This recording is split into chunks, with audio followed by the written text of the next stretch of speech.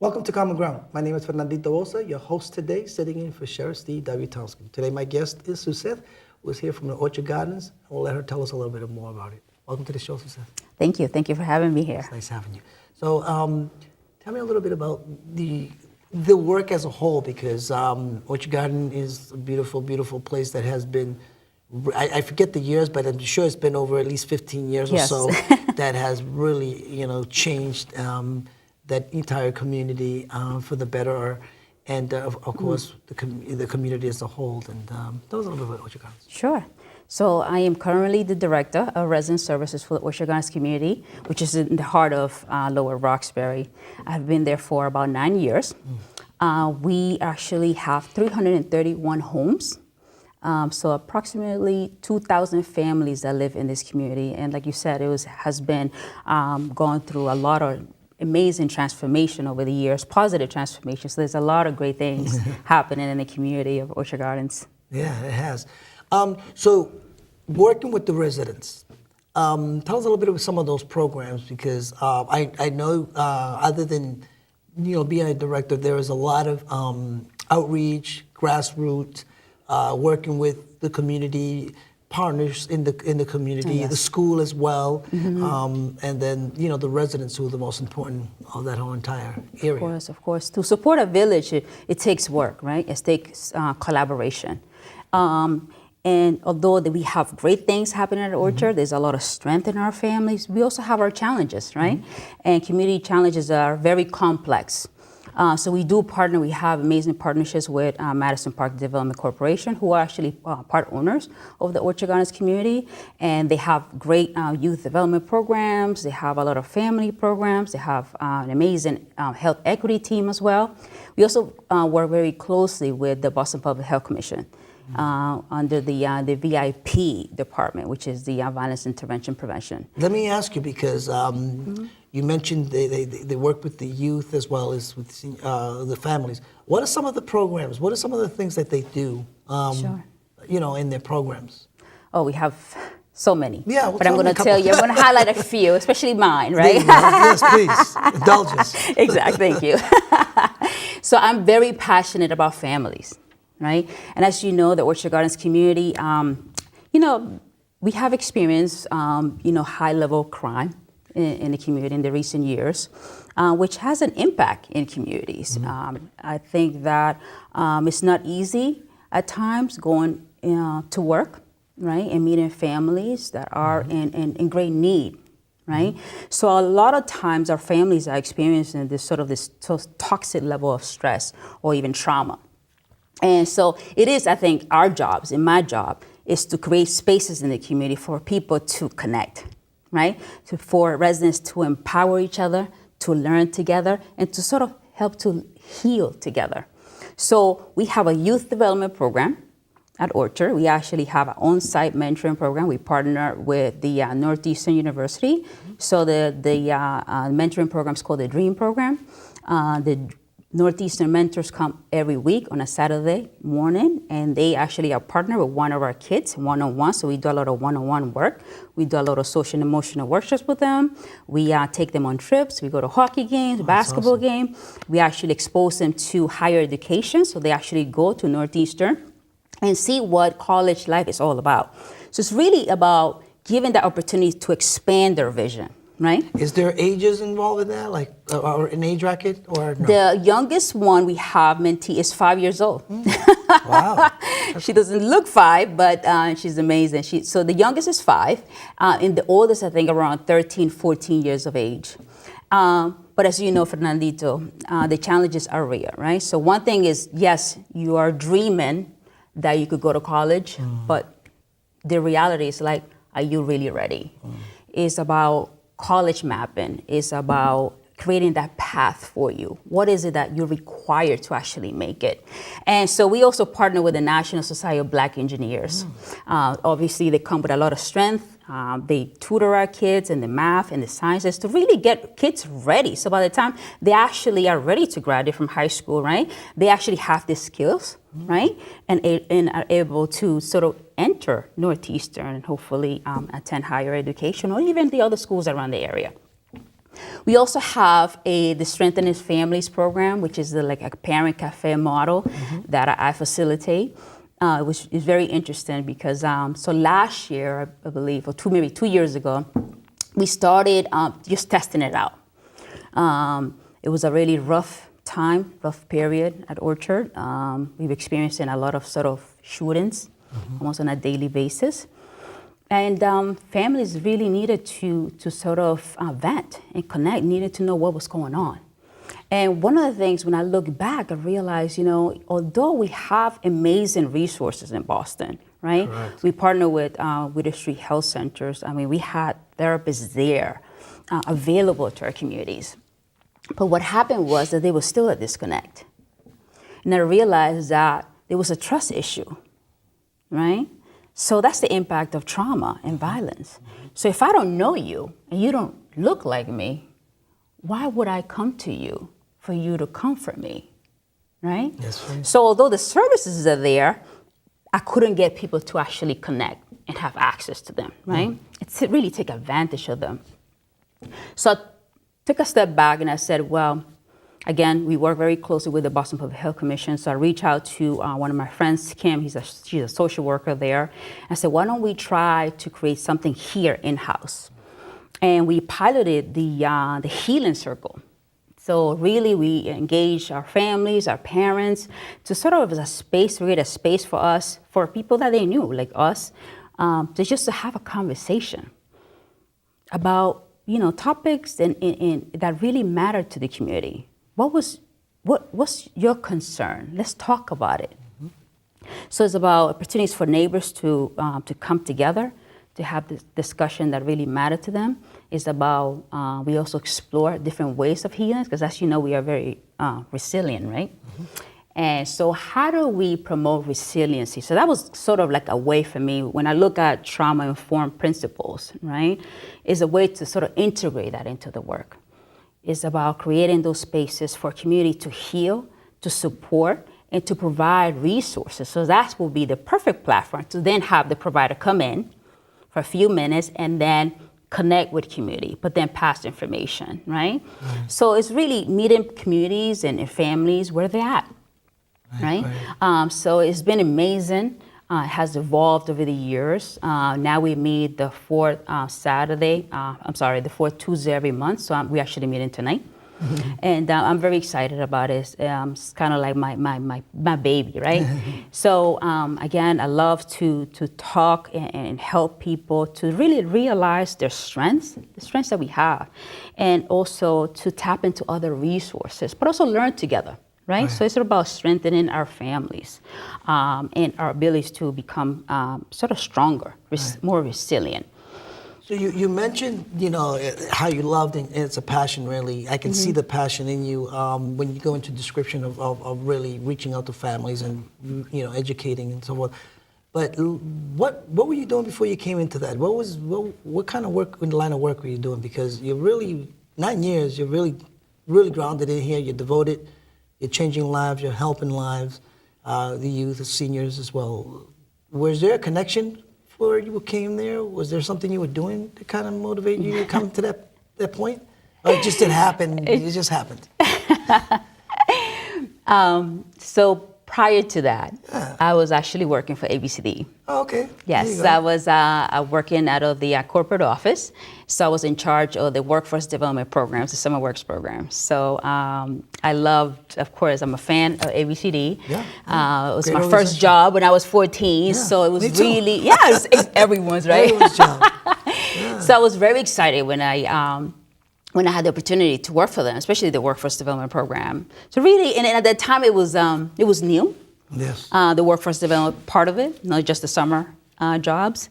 And so really we were looking at piloting all these different career exploration programs. So letting kids be exposed to the appliance repairs, computer programming, A+ certification, electrical work. So it was really exciting times.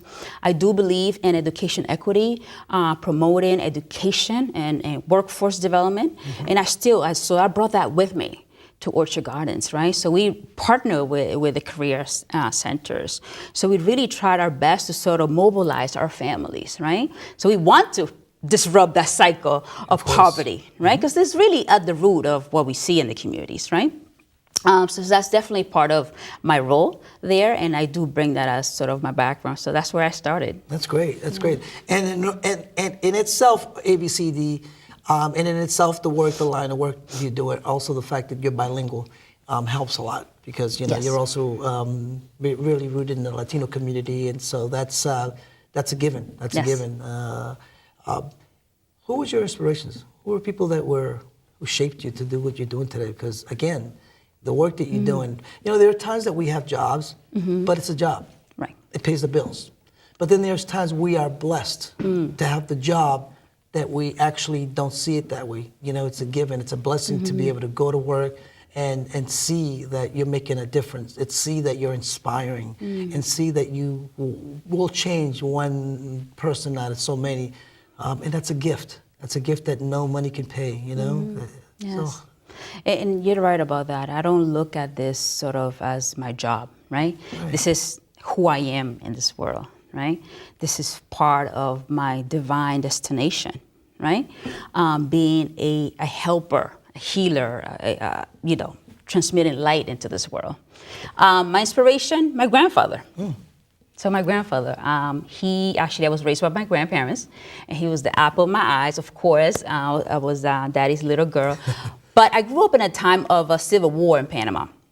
So the Noriega regime, the military sort of ruled and the entire country. And my grandfather was a rebel against the military regime. So he was a community organizer, an activist. And so I think that I got a lot from that, just growing up in that period of time in Panama, organizing riots. Back then it's different. yeah, of course.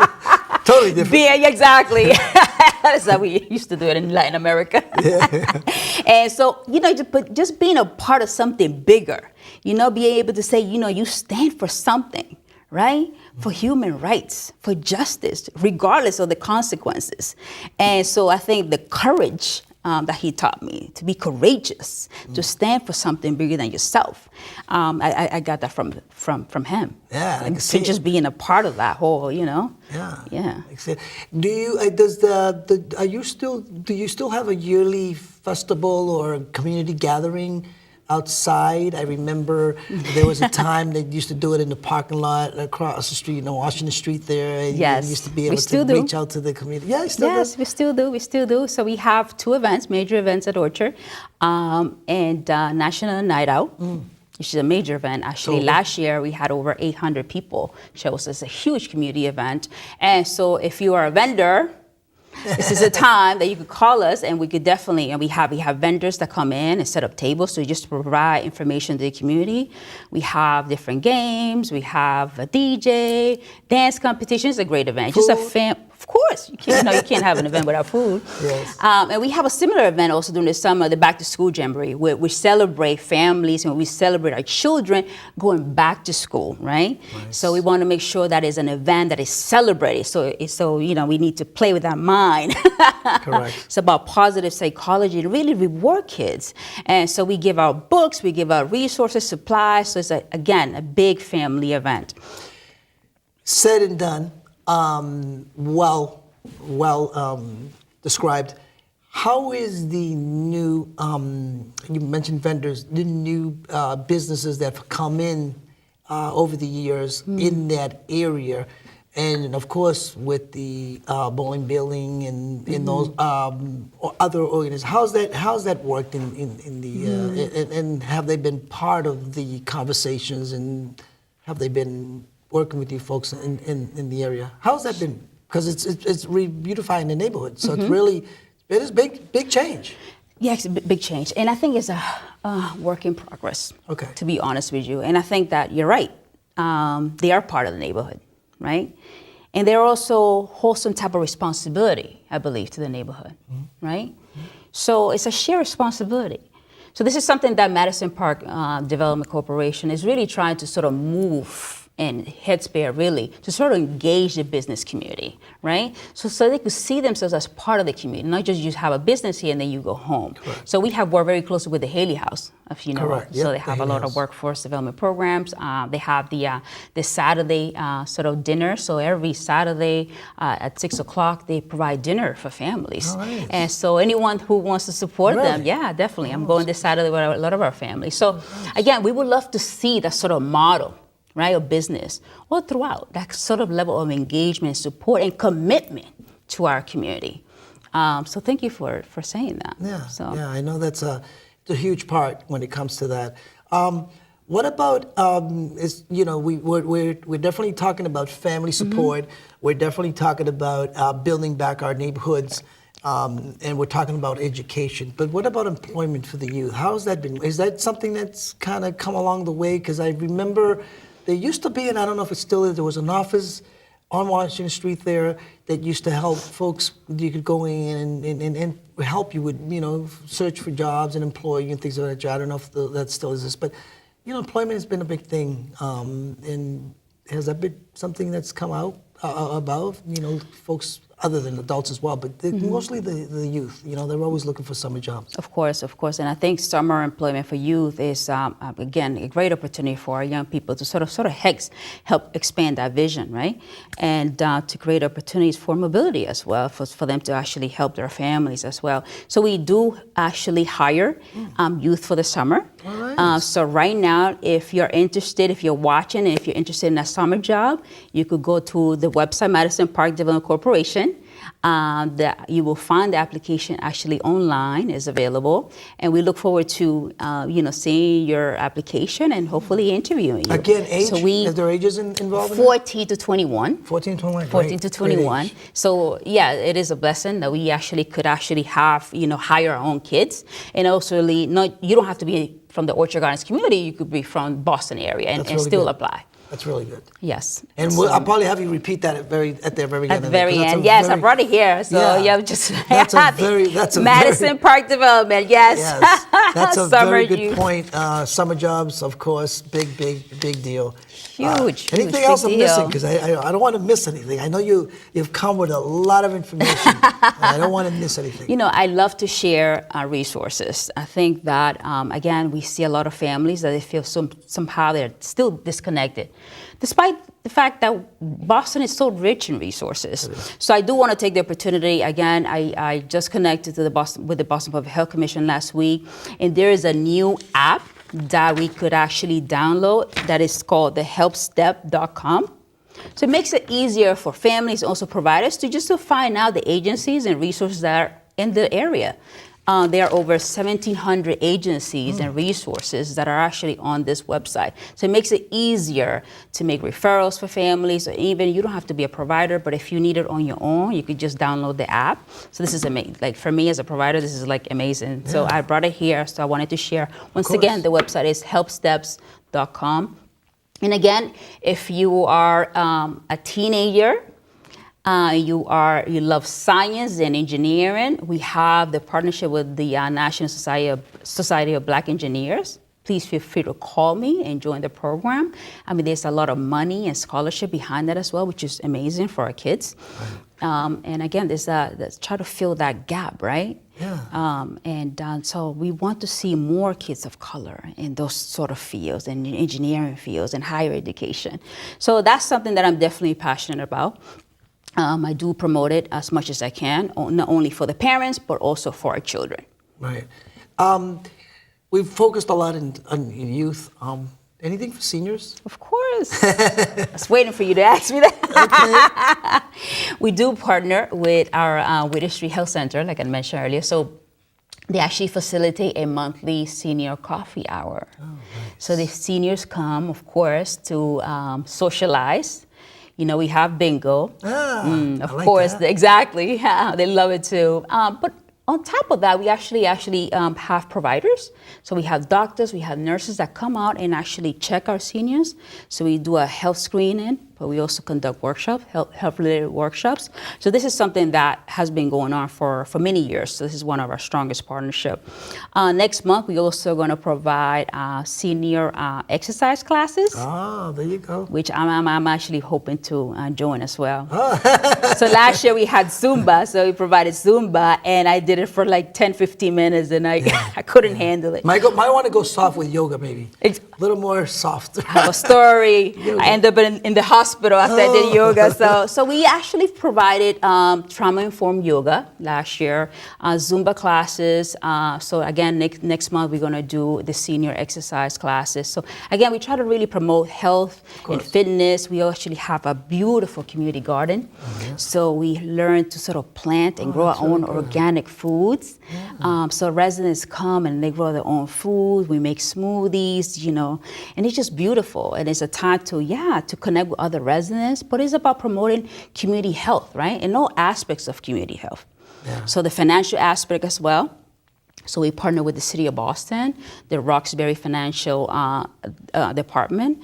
They come out and they do presentations, and they have great financial literacy programs as well.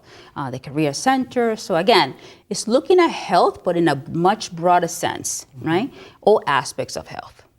Where are you located? 25 Ambrose Street in Roxbury. Okay, and is that also, can you commute? Is there a way of transportation there other than by car? Do you have easy access to commuter, commute? Well, it's near Dudley. Okay. So it's near Dudley Station. So usually people So you have the Silver Line? The Silver Line's right there, the buses. Yes, but I drive. Of course. But it's very accessible. Yeah, It's I just right like there. the idea that you were able to elaborate, other than the great services that you're providing for, Orchard Gardens. I like the fact that you were able to elaborate and kind of expand that residents of Boston are also welcome, and as well as that there is employment for the youth, 14 to 21. Yes. That's really a blessing when, whether it's sometimes just focusing on one partially sector of the city, it's kind of is a larger picture. You can also offer and extend the services to others. Yes, I as think long that's as you live really in what- Boston, you're definitely eligible for our summer jobs. That's awesome. So we definitely encourage young people to go online. Again, the website is up. The application, you'll find it online. You can fill it out, and we'll start the interview process in April. Tell me that website again. Madison Park Development Corporation. There it is. Yes. Also said it's been a pleasure to have you here. Thank It's you. been great information, overwhelming, and we're just we can't wait to hear more of what's going to be happening down the summer, and hopefully have you soon back and tell us more about it. Thank you. I have one more announcement. Please. Thank you. We are also organizing a community peace walk in this area, the Okay. Eggleston Square area. So it's going to be on June 24th. So if you're interested, we're actually hoping to have 24 pallets of actually food and clothes and give it out to really members of the community. That's awesome. So this is going to be organized by Pavilion of Faith, which is down the street around the corner, right, located in the YMCA in Correct. Eggleston Square. So yes, so I'm doing that. I'm doing Orchard. This is who we are in this world, This right? is who we are. Yes. So thank you for having me here, Thank you. and this is a great opportunity. Thank you, Suzanne. Yes. And that's Common Ground for today. Stay tuned for the month of March, which we're also going to be having some great guests and more topics that will serve our community. Thank you for tuning in. Common Ground.